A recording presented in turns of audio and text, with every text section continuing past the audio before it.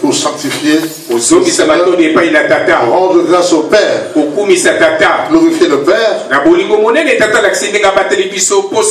par l'amour qu'il nous a manifesté, comme nous voyons ce jour où il est assis sur son trône. Aujourd'hui c'est un grand jour. C'est la fête de Pentecôte. Jour où le Seigneur Jésus se souvenait de nous qui sommes dans le monde, pour qu'il ne nous laisse pas orphelins, que nous ne soyons pas des orphelins, mais plutôt ceux qui l'écoutent et qui s'entretiennent avec lui. Voilà pourquoi le jour de Pentecôte, c'est le jour où il a envoyé ton Saint-Esprit, afin qu'il soit permanent sur l'être humain, dans son église. Amen. Vous savez que le Seigneur Jésus a été envoyé par le Père pour nous donner le salut. Le monde était rempli de péchés. L'homme était désorienté. Il a suivi la voie de Satan en faisant divers péchés, en fuyant le monde par de mauvaises paroles et de mauvaises œuvres. Et le Père a observé les œuvres de ses mains. Que nous sommes. Il ne pouvait pas accepter que nous soyons. Amen. Alors il a envoyé son fils unique Jésus-Christ. Il est revenu pour nous ramener vers le Père et renouer l'amour de Père en nous. Amen. Amen. Le Seigneur Jésus est venu en chair. Il a prêché la bonne nouvelle, la parole du Père. Il a montré la voie du salut. Et comment procéder pour avoir la rémission de péché. Et nous faisons tout le temps. En ayant prêché. Amen. Amen. Lui-même Dieu était parmi eux. En chair il était parmi eux. Il n'avait même pas le besoin de l'Esprit. Lui-même Dieu en chair les guidait. Il s'entendait avec eux. Il leur donnait des enseignements. Il accomplissait des miracles. Amen. Amen. Et on a cru en lui. On a vu les œuvres que Jésus a faites. Ils avaient compris qu'il était vraiment Dieu. Et les autres le confondaient avec Élie. Mais ils savaient que Dieu est là. Amen. Amen.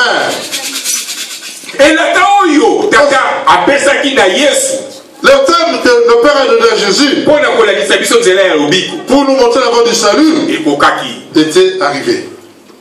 Comme le Père avait prévu son programme, il devait être arrêté, il devait mourir, il devait être crucifié pour que nous ayons le salut et que son sang coule et qu'il nous purifie, nous donne l'éternel. Et Jésus est mort. Au bout de 3 jours, il était ressuscité. Amen. Amen. Il n'y a pas de résurrection. Il a apparu à ses disciples. Il leur avait dit, je retourne vers le Père. Mon terme est fini. Je retourne auprès du Père. Je ne serai plus avec vous. Amen. Amen. En chair, vous ne me verrez plus. Mais en esprit, je serai avec vous. En esprit, je serai avec vous. Mais plusieurs disciples se disaient comment il sera avec nous en esprit. Comment nous le verrons? Comment sentirons-nous sa présence? Personne n'avait discerné. Il leur a dit, restez unis dans la maison. Jusqu'au jour où ma mission s'accomplira en vous envoyant le Saint-Esprit. Ils sont demeurés dans la maison. Ils priaient. Amen. Amen. Et Jésus a envoyé un vent qui a soufflé. Il y avait du vacarme et le tremblement dans cette maison. Et la lampe de feu descendue sur chacun d'entre eux.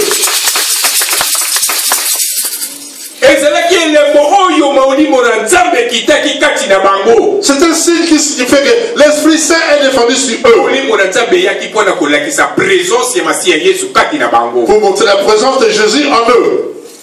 Quand Jésus est monté, il n'écoutait plus. Ils étaient guidés par le Saint-Esprit. Amen. Ils ont commencé à prophétiser.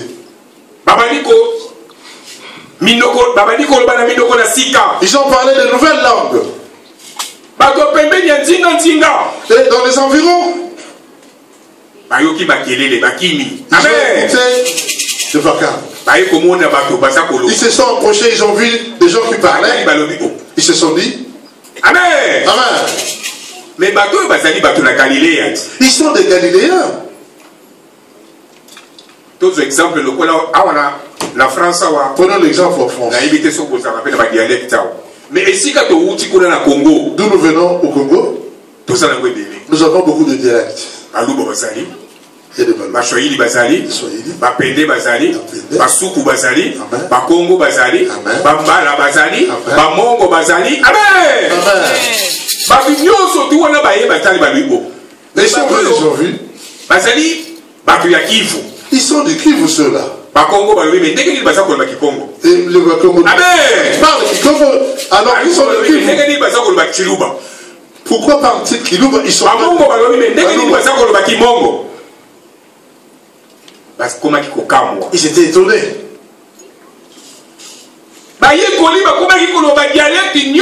Les disciples ont parlé tous les dialectes. Il y en a qui étaient des médisants. Ils ont dit.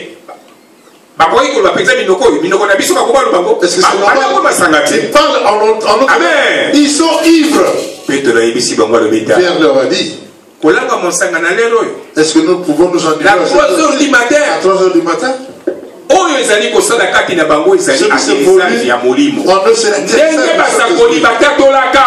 le prophète avait prévu le dernier jour. Le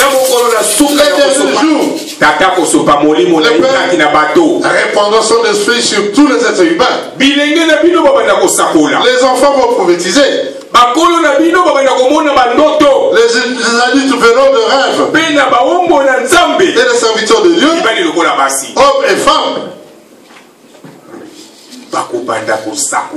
ils vont prophétiser. Amen. Enfin, ils vont prophétiser. C'est aujourd'hui l'atterrissage du Saint-Esprit. L'Esprit de Dieu dit,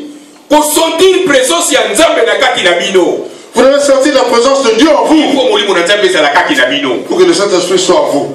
Si vous n'avez pas l'Esprit de Dieu, Dieu n'est pas là. Ce sont les attitudes qui le disent et pas moi. Si vous lisez dans 1 Corinthiens, au chapitre 14, vous comprendrez. L'Esprit de Dieu dit, l'homme qui est dans le monde, s'il vient dans l'église, il écoute qu'il y a des prophéties.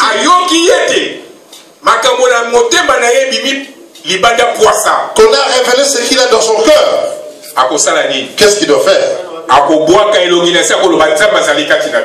Il va baisser la tête et dira, Dieu est avec vous. Là où nous avons été avant, il n'y avait pas de présence. Il n'y avait pas la présence de Dieu en eux. La présence de Dieu, c'est à travers les révélations. Dans 1 Corinthiens, l'Esprit dit cherchez les dons de l'Esprit. L'amour. Eh bien, mais il est préférable que vous ayez l'esprit de prophétie. Esprit de prophétie, c'est l'esprit numéro 1. C'est le premier esprit dans l'église de Jésus. Jésus s'entretient avec les êtres humains à travers le Saint-Esprit. L'Esprit Saint nous parle. Jésus nous dit des directives, il nous donne sa précepte. Voilà pourquoi dans l'église vivante, Amen. ce que vous verrez, c'est l'Esprit de Dieu. La présence de l'Esprit de Dieu dans nos maisons. Aujourd'hui, le Seigneur vous dit cherchez que chacun prie, et que dans la famille Jésus descend son esprit, son don de révélation. Le père ne prophétise pas, au moins le fils voit des rêves et des visions. C'est la parole de Dieu. C'est la lumière dans la famille. Amen. Tu as bâti une maison. Ici, il n'y a pas de fenêtre. Et si vous la fermez, qu'est-ce qui se produira là-dedans? Qu'est-ce que vous verrez? Amen. L'obscurité. Il n'y a pas d'éclairage.